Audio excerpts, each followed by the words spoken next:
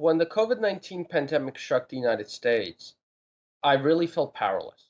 And powerless because I had to watch as many of my neighbors, family members, and friends and colleagues were on the front lines, with many falling ill, one by one, almost like dominoes. As one of the sole survivors from the after effects of Chernobyl, it seemed almost like deja vu all over again. So after the pandemic struck, I was recruited to join the global COVID-19 task force to serve as a special advisor for immunology, oncology, and cellular therapeutics initially. But in a very short time, I was given a unique opportunity to become the director of the immunology division. If I could lead an international team of MDs, PhDs, and MD PhDs to further investigate the mechanisms behind COVID 19 in a very short time period.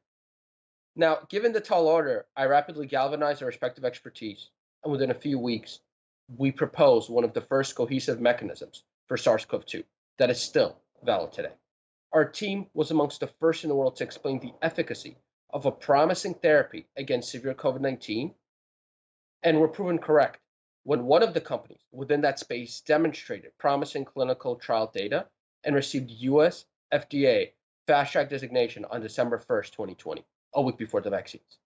Now, in June of 2021, I'm honored to have presented the next chapter of this at the 2021 American Society of Clinical Oncology meeting. I'm honored to have presented one of the first mechanisms in the literature, showcasing the interplay between cancer and COVID 19 with support from clinical data and a promising therapeutic intervention that can offer respite to this vulnerable patient population.